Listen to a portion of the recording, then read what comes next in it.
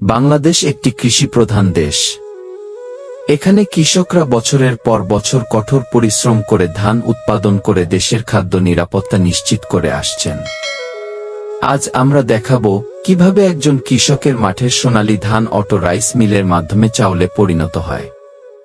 ধান সংগ্রহের মৌসুমে কৃষক প্রথমে ক্ষেত থেকে পাকা ধান কেটে শুকিয়ে নেন।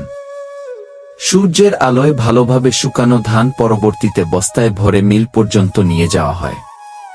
এভাবেই শুরু হয় ধান থেকে চাল তৈরির যাত্রা। অটো রাইস মিলে ধান ঢোকানো হয় আধুনিক মেশিনে। প্রথমেই ধানের খোসা ছাড়ানো হয়, এরপর হুইট পলিশার মেশিনের মাধ্যমে চালকে মসৃণ করা হয়। পরবর্তী ধাপে চাল আলাদা করা হয় ভাঙা ও পূর্ণ দানায়। শেষ পর্যন্ত প্যাকেজিং মেশিনের মাধ্যমে চাল প্যাকেট আকারে প্রস্তুত হয় বাজারজাতকরণের জন্য। এই পুরো প্রক্রিয়াটি সম্পূর্ণ অটোমেটিক হওয়ায় সময় ও শ্রম দুটোই বাঁচে। একই সঙ্গে চালের মানও বজায় থাকে। একজন কৃষকের কঠোর পরিশ্রমে উৎপন্ন ধান যখন আধুনিক প্রযুক্তির ছোঁয়ায় পরিণত হয় সোনালী চাউলে, তখন সেটাই হয়ে ওঠে আমাদের প্রতিদিনের খাদ্য, ভাত। ধান থেকে চাল তৈরি শুধু একটি শিল্প নয়, এটি বাংলাদেশের কৃষির প্রাণ ও মানুষের জীবনের অবিচ্ছেদ্য অংশ।